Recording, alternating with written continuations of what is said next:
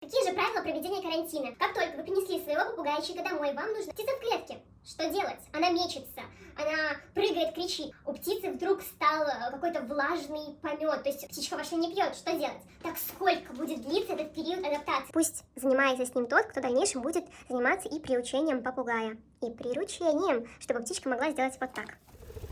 А сейчас время замечательных историй и косяков из жизни. Всем привет! Я рада видеть вас на канале Bird Space. С вами Снежана, жемчужинка и линяющий некрасивый голубчик.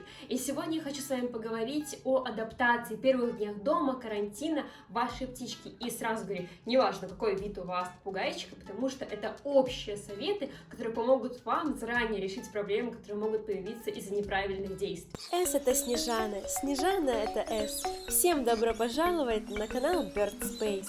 Как только вы принесли попугайчика домой, начинается карантин. Карантин преимущественно нужен для тех хозяев, у которых уже есть другое животное, и они не хотят его заразить чем-то скрытым. Конечно же, карантин длится в среднем 30-40 дней, как написано во всех бумажках, пособиях, но...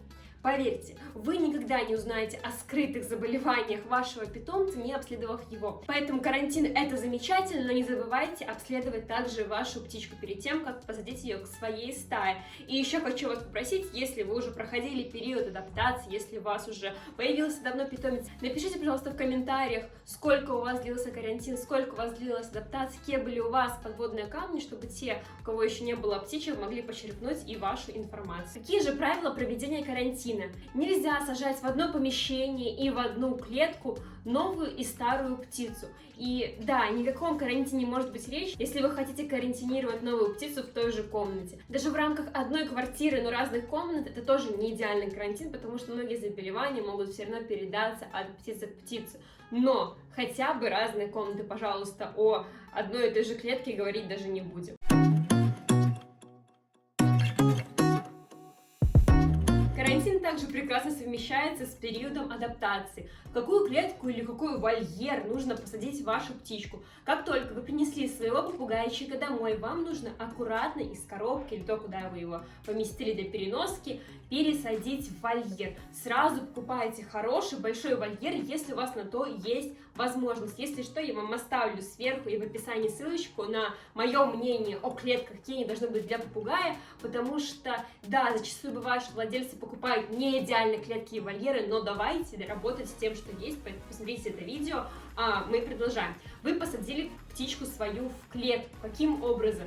Если птица не выходит из той коробочки или из переноски, закройте переноску темной тканью, а клетку новую оставьте освещенной. Тогда птица сама перейдет из темного помещения в светлое. Не надо ее выпихивать, выталкивать, нет никакой агрессии. Птица и так может стрессовать.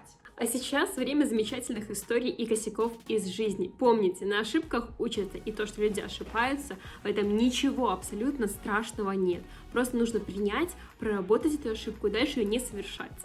Знаете, у меня когда-то появился один попугайчик, и так неудачно пришла пересадка и адаптация, я бы сказала, к новым условиям, потому что мы забирали попугайчика из другого города, и так случилось, что...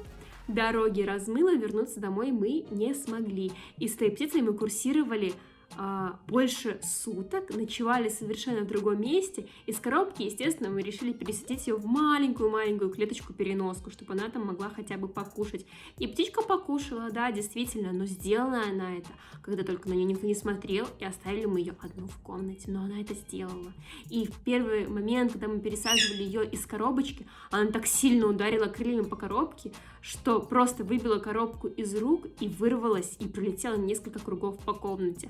Такое тоже бывает, но благо в комнате не было никаких других птиц и животных, и все обошлось. Как только вы пересадили своего попугайчика, не спешите лезть к нему. Именно с этого момента начинается период адаптации. В клетке уже должно быть все необходимое. Вода, еда, сепия, минеральный камень, глина. Все это уже должно быть в клетке. Ваша задача оставить птицу в покое. Почему? И зачастую из-за неправильного подхода в начале в общении с птицей у вас могут не сложиться отношения. Вы запугаете птицу, а птица прекрасно помнит своих хозяев и вообще прекрасно запоминает людей. И тогда даже приручение может пойти сложнее. О приручении, если вам нужно отдельное видео, напишите, пожалуйста. Итак, птица в клетке. Что делать? Она мечется, она прыгает, кричит. Дайте ей время успокоиться. Не надо засовывать руки в клетку и пытаться усадить ее на веточку. Это мы не делаем. Дальше следующий вопрос. Птица сидит в клетке, не издает уже звуков. Что делать? Опять же, оставляем ее в покое. Она села на ветку, она рассматривает все, что вокруг, а всякие там игрушки, стенды уже должны быть вокруг, чтобы она могла наблюдать за комнатой, адаптироваться к новым условиям. Дальше. У птицы вдруг стал какой-то влажный помет, то есть в том месте, где вы покупали, он был прекрасный, хорошей консистенции, здесь влажный. Тут может быть несколько. Да, из-за стресса может кратковременно что-то такое случиться, но в любом случае, вернемся к предыдущим моим сообщениям, нужно проверить, нет ли заболеваний у птички. Далее. Такое может быть из-за сочных фруктов и овощей, которые вы ей даете. Опять же, обратите на это внимание, это нормально, если у птицы из-за фруктов и овощей большее количество влаги в помете. Птичка ваша не пьет, что делать? Попугаи, особенно волнистики, не пьют литрами воду. Скорее всего, вы просто не замечаете то, что она пьет. И еще один из самых важных... Сядь сюда. Один из самых важных вопросов.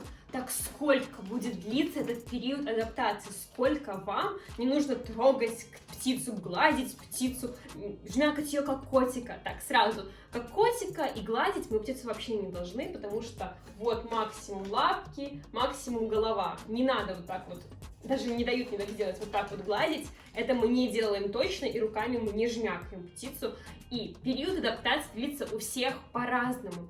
И да, я вам могу это сказать, но чаще всего всякие вот эти вот памятки, да, статьи пишутся для новичков. Соответственно, они еще не всегда понимают, как себя птица ведет, какое нормальное поведение, какое нет. Поэтому закладывают в этот период адаптации, когда человек не должен трогать птицу вообще, просто менять корм и еду и не выпускать ее тоже, где-то 2 недели, иногда там до 30 дней в некоторых источниках вы можете найти. Но это не значит, что у вашей птицы будет точно так же. Некоторые попугаи социализируются намного быстрее. Один попугайчик пришел, сидит, мечется по клетке, кричит или же молчит неделю. Другой с первого дня начинает уже активно себя вести, где-то проситься на руки, я имею в виду, чтобы вы выпустили его из клетки, открыли клетку, там прилетает, хочет прилететь на руки, чтобы вы дали ему какую-нибудь вкусняшку. Наблюдайте, но я конкретно рекомендую, если вы новичок, никогда не засовывать руку в клетку в течение хотя бы первой недели. И вот идет этот период, скажем так, длиной в 2 недели, который называется адаптацией. Что в нем делать? Как я сказала, вы должны кормить птичку, поить. Но какие еще есть подводные камни? Вы не должны пугать птицу какими-то резкими звуками. Она сменила обстановку, она может быть совсем напугана. И иногда попугаи действительно могут быть ошеломлены какими-то новыми звуками. Вашего пылесоса, кухонного комбайна. Постарайтесь все это минимизировать хотя бы эти 2 недели. Дальше. Не нужно всю семью звать, садиться вокруг птицы и водить вокруг нее хороводы. Постарайтесь тихонечко возле птички. Если вы знаете, что у вас ребенок громко кричит и может там птичку, допустим, за хвостик схватить, постарайтесь объяснить ему, что так делать нельзя. Вы уже можете через несколько дней для некоторых птиц, либо с первого дня, начинать разговаривать с птичкой. Например, «Привет, жемчужинка! Привет, моя милая! Как у тебя дела?» Можете даже в руках предлагать какое-то лакомство. Используйте чунизу или сенегальское просо. Жемчужинка. Ой, ну извините, это уже ручная птица, а при ручей я могу позже рассказать, если захотите. И разговаривайте с ней, предлагайте лакомство. Если птичка берет, это замечательно. Но бывают случаи, когда и даже через день птица не начала есть и пить. Что же делать? Что же делать? На самом деле, многие попугаи могут не есть, не пить вплоть до 2 суток, только представьте себе. Во-первых, вы должны спокойно ко всему относиться. Возможно, тот корм или кормушка и расположение неудобны и непривычны для птиц. Обязательно поговорите с предыдущим хозяином, чем он кормил птицу, какая у него была кормушка. В идеале какое-то фото, видео запросить, пообщайтесь. Если это зоомагазин, вы сами видите, как там жила птичка. Поменяйте кормушку, поставьте несколько. Я вам оставлю целых 2 видео о приучении попугая к еде. Перепробуйте все способы. Пробуйте все, что возможно, чтобы ваша птица стала есть, но не пугайте ее. Возможно, это действительно стресс. Просто предложите все, что вы можете со своей стороны, а птица пусть выбирает. Еще один способ: вы можете рассыпать по поддону корм, тогда птичка точно его заметит. Идет адаптация, птица уже кушает, пьет, даже, возможно, уже начинает распеваться. И голос, если она подает голос, это прекрасно. И вы с ней уже разговариваете, и даже можете первый этап приучения лакомства начать давать. Тоже замечательно. Уборку клетки также допускайте. И можете убирать пока что поддон, ни в коем случае не нести птицу с клеткой в ванну.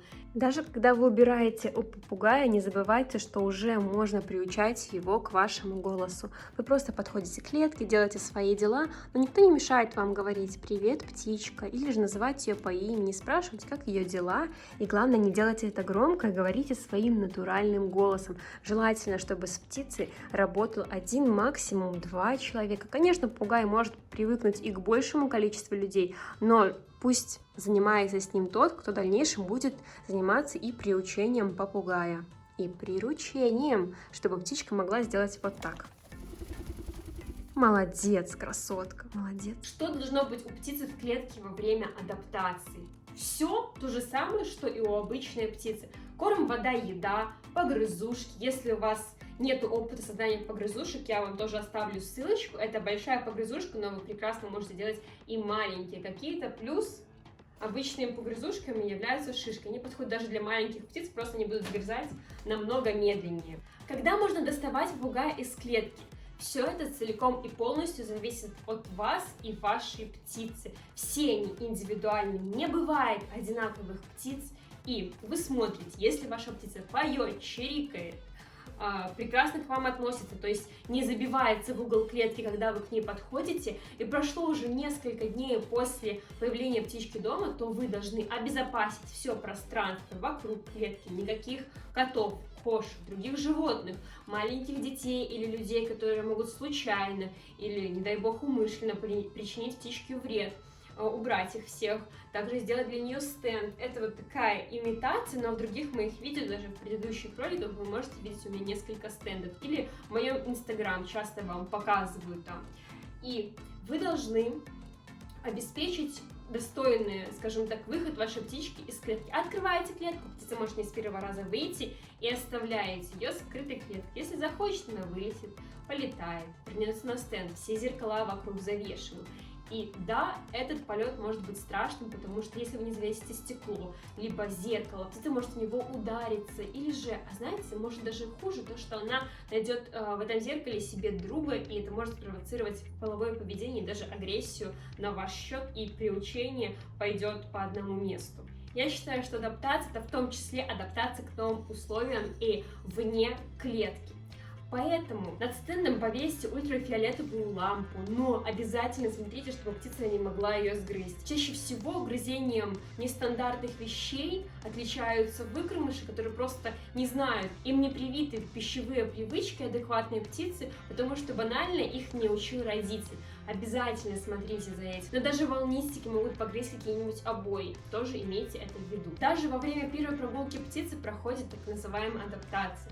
Поддерживайте птицу, давайте ей лакомство, если она ничего не боится. Если боится, оставьте ее, сядьте в уголочек, не уходите и не оставляйте ее, потому что может случиться что-то страшное, и нужна будет ваша помощь. Если у вас остались еще какие-то вопросы, или же хотите рассказать свою историю, обязательно пишите в комментарии.